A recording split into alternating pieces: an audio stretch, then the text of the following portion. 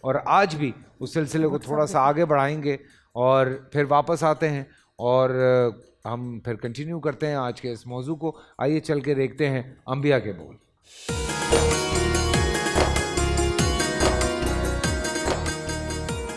بسم اللہ والصلاۃ والسلام علی رسول اللہ. معزز ناظرین و سامعین، انبیاء کے بول میں ہمارا ذکر سیدنا ابراہیم خلیل اللہ یہ سلسلہ جاری تھا، اور کل ہم یہاں تک پہنچے تھے کہ اللہ کے پیارے خلیل کو ایک بہت بڑی دہکائی ہوئی آگ کے حوالے کیا جانے لگا ہے.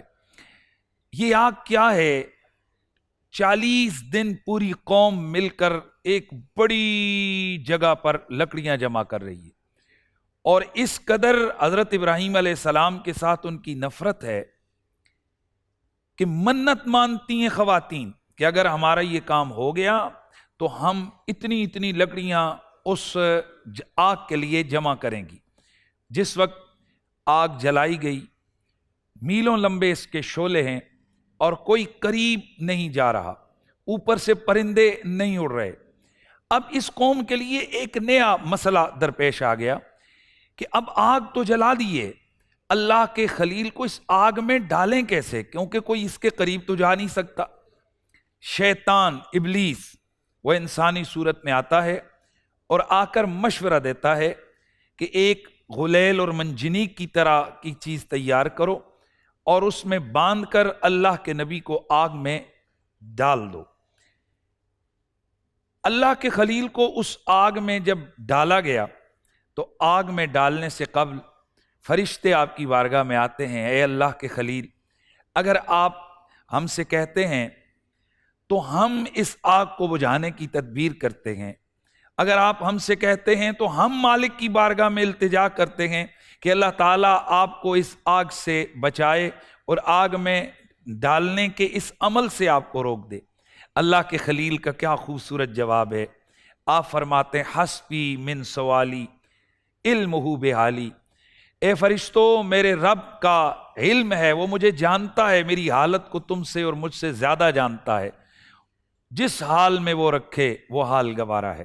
اللہ کے خلیل کو جب آگ میں ڈالا گیا، آگ میں گرتے ہی مالک کی طرف سے اس آگ کے لیے حکم آیا. قرآن اس کو بیان کرتا ہے قلنا یا نار کونی بردا وسلاما علی ابراہیم، کہ ہم نے آگ سے کہا اے آگ ابراہیم علیہ السلام پر ٹھنڈی ہو جا اور سلامتی والی ہو جا. حضرت مولا کائنات مولا علی پاک کرم اللہ تعالی وجہ الکریم آپ فرماتے ہیں کہ اگر صرف اتنا حکم ہوتا آگ کے لیے کہ آگ ٹھنڈی ہو جا تو وہ آگ اس قدر ٹھنڈی ہو جاتی کہ اللہ کے خلیل اس کی ٹھنڈک کی وجہ سے وصال فرما جاتے.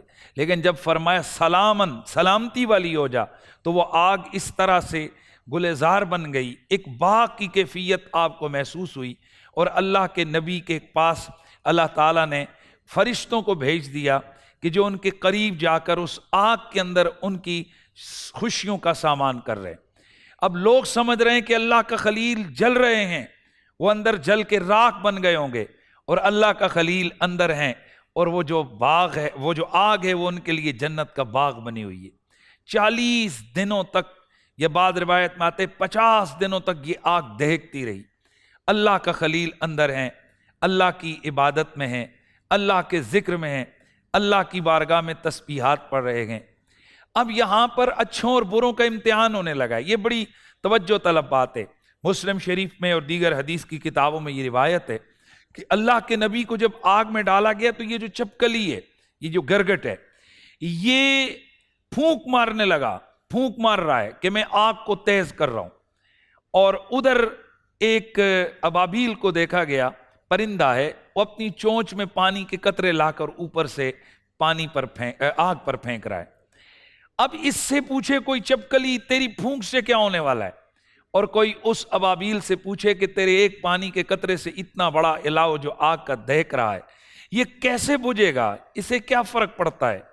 تو ناظرین و سامعین، اصل میں نیت کی بات ہے، اصل میں اپنی محبت کی یا اپنے بغض اور حسد اور نفرت کی بات ہے. جس ابابیل نے اللہ کے خلیل کے لیے محبت کا اظہار کیا اور ایک ایک پانی کا قطرہ لا کر پھینکتی رہی، دیکھیے اس ابابیل کا تذکرہ قرآن مجید کے اندر موجود ہے، اور کعبۃ اللہ اور حرم شریف ان ابابیلوں کا، اس ابابیل کی آگے نسلوں کا مسکن بن گیا۔ اور وہ جو چپکلی ہے، اللہ کے نبی نے حکم دیا کہ جو شخص بھی اس کو ایک ضرب میں قتل کرے گا اسے 100 نیکیاں ملیں گی، اور اگر ضربیں زیادہ ہوں گی تو نیکیاں کم سے کم ہوتی جائیں گی۔ اور اللہ کے نبی نے وجہ یہی بیان کی، فرمایا کہ اس چپکلی نے پھونک ماری تھی ابراہیم علیہ السلام کی آگ کو۔ اب سوال تو یہ ہے کہ جس نے پھونک ماری تھی وہ تو کب کی مر چکی، یہ بعد والوں کو یہ سزا کیوں؟ تو یہاں سے پتہ چلتا ہے کہ اگر بڑے قصور کریں تو سزائیں نسلیں بھگتتی ہیں، اور اگر بڑے کوئی اچھا کام کریں تو اس کے پھل بھی نسلیں کھاتی ہیں۔ ہمیں یہ سوچنا چاہیے کہ ہم کیا کر رہے ہیں، کہیں ہماری نسلیں وہ امن و سکون کا پھل کھائیں گی یا کہیں ہمارے کیوں کی سزا بھگتیں گی، یہ فیصلہ بھی ہم نے کرنا ہے۔ اللہ کے خلیل کے لیے جب آگ ٹھنڈی ہوئی تو بجائے اس کے کہ نمرود، اور یہ نمرود کون ہے، 800 سال اس نمرود کی عمر ہے، 400 سال حکومت کی اس نے، تو یہ نمرود کو چاہیے تو یہ تھا کہ یہ ظاہر و باہر کمال معجزہ اللہ کے نبی حضرت ابراہیم علیہ السلام کا اس نے دیکھا، چاہیے تو یہ تھا کہ یہ سر جھکا لے اور حضرت ابراہیم علیہ السلام کے مشن کو دل و جان سے قبول کرے، اللہ کی توحید کا اقرار کرے، اپنے جرم سے توبہ کرے۔ لیکن اس کے برعکس انہوں نے مزید اللہ کے نبی سے ٹکر اور اللہ کے نبی سے مزید مخالفت شروع کی۔ چنانچہ ایک دن اللہ کے خلیل موجود ہیں تو یہ مناظرہ اور مباحثہ نمرود آپ سے کرنے لگا، اور حضرت ابراہیم علیہ السلام سے کہنے لگا کہ آپ کے خدا کی کتنی طاقت ہے؟ تو اللہ کے پیغمبر نے فرمایا کہ ربی الذی یحیی و یمیت، میرا رب وہ ہے کہ جو زندہ کرتے اور موت بھی دیتا ہے۔ تو اب یہ ایک بہت بڑی دلیل تھی، تو یہ کہنے لگا کہ انا احیی و امیت، اس میں تیرے رب کا کیا کمال ہے، یہ پاور تو میرے اندر بھی ہے کہ میں زندگی بھی دے سکتا ہوں اور میں موت بھی دے سکتا ہوں۔ ابراہیم علیہ السلام نے فرمایا بتا کس طرح، مردوں کو زندہ کر کے دکھا۔ تو اس نے 2 لوگوں کو بلایا اور ایک بے گناہ کا سر اڑا دیا اور دوسرے کو کہا تو چلا جا۔ کہنے لگا یہ دیکھو جسے میں نے چھوڑ دیا میں نے اس کو زندگی دی، اور جس کا سر اڑا دیا میں نے اس کو موت دی۔ حالانکہ یہ اہل عقل کے نزدیک یہ دلیل بالکل بھونڈی سی ہے، اور یہ بالکل اللہ کے خلیل کا پلڑا بھاری ہے، لیکن اللہ کے خلیل نے دلیل کا انداز بدلا۔ خلیل اللہ نے فرمایا اچھا ربی، میرا رب وہ ہے یاتی بالشمس من المشرق فأت بہا من المغرب، جو سورج کو مشرق سے نکال کے مغرب میں غروب کرتا ہے۔ اب اگر تو خدا ہے، تیری خدائی کا دعویٰ ہے، تو لے آ پھر تو مغرب سے طلوع کر، مشرق میں اس کو غروب کر۔ فبہت الذی کفر، مبہوت ہو کے رہ گیا وہ نمرود، اور اللہ کے خلیل کا یہاں بھی پلڑا بھاری ہوا۔ اللہ کے پیغمبر اللہ کے خلیل ہیں، ایک دن بارگاہ رب العزت میں عرض کرتے ہیں یا اللہ تو مجھے دکھا کہ تو مردوں کو کیسے زندہ کرتا ہے۔ اللہ تعالیٰ نے فرمایا میرے خلیل کیا آپ کا ایمان نہیں ہے کہ میں مردے زندہ کرتا ہوں؟ عرض کی مالک ایمان تو ہے، وَلَٰكِن لِيَطْمَئِنَّ قَلْبِي، میرا دل مطمئن ہو جائے گا، میں حق الیقین کا درجہ پانے والا ہوں۔ تو اللہ تعالیٰ نے فرمایا 4 پرندے پکڑیے، اسے اپنے ساتھ ہلا لیجئے۔ اللہ کے خلیل نے اللہ تعالیٰ کے حکم پر 4 پرندے لیے، ایک کوا، ایک کبوتر، ایک مرغ اور ایک مور۔ ان کو لے کر انہوں نے اپنے ساتھ ہلایا، اور ہلا کر ان کو کھلاتے پلاتے رہے۔ آپ نام رکھا ان کا، نام لیتے وہ دوڑ کے آ جاتے۔ تو یوں اللہ تعالیٰ نے اب حکم دیا کہ اب ان 4 کو ذبح کرو۔ اللہ کے خلیل نے ان کو ذبح کیا، فرمایا ان کے گوشت کو مکس اپ کر کے قیمہ بناؤ، ان کے سر اپنے پاس رکھو۔ خلیل اللہ نے ایسے ہی کیا، فرمایا اب یہ تھوڑا تھوڑا گوشت 4 مختلف پہاڑوں پر ڈال کے آ جاؤ۔ اللہ کے خلیل نے تھوڑا تھوڑا قیمہ، وہ تھوڑا تھوڑا ان کا جسم کی وہ جو بنایا ہوا گوشت تھا، قیمہ تھا، اس کو انہوں نے مختلف پہاڑوں پہ جا کر ڈالا۔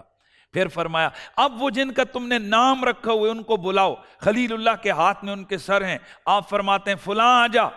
تو اب وہ جو پہاڑوں پہ رکھا ہوا قیمہ ہے وہ آ رہا ہے، اور جس پرندے کا سر ہے اسی کے پارٹ، اسی کے باڈی کے پارٹس آتے ہیں، اور وہ قیمہ آ کر اس کا پورا دھڑ بنتا ہے، اور اللہ تعالیٰ اس کے اندر حیات کو پیدا فرما دیتا ہے، اور وہ پھڑ پھڑاتے ہوئے پرندے سامنے آ جاتے ہیں۔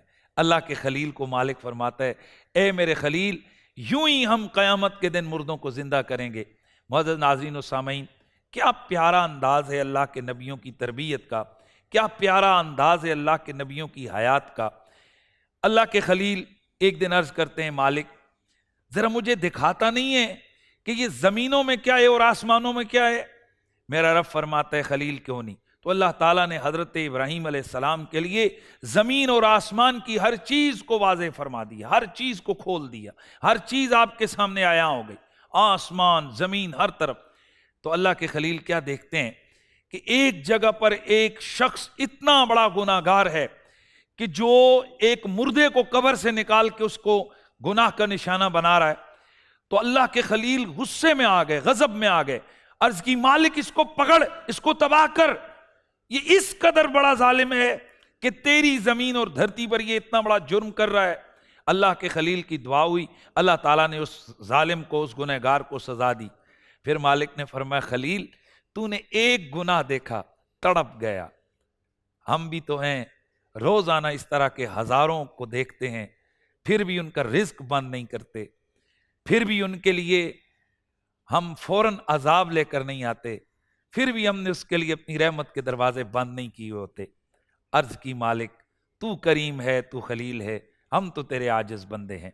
मुअज़्ज़ज़ नाज़रीन और सामीन, अपना ख्याल रखिएगा। रमज़ान शरीफ है, ज़्यादा से ज़्यादा दुरूद शरीफ पढ़िए, कुरान मजीद की तिलावत को जारी और सारी रखिए।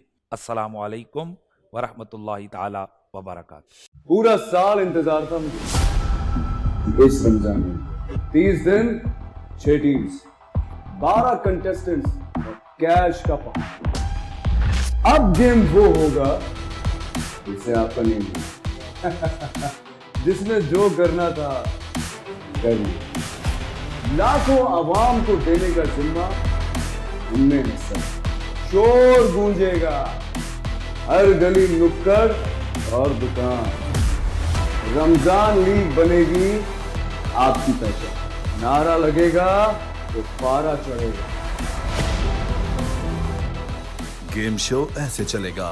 रमजान लीग रोजाना शाम 7 बजे सिर्फ बोल एंटरटेनमेंट पर। बोल एंटरटेनमेंट के शोज देखने के लिए हमारे चैनल को सब्सक्राइब करें और बेल आइकन पर क्लिक करना ना भूलें।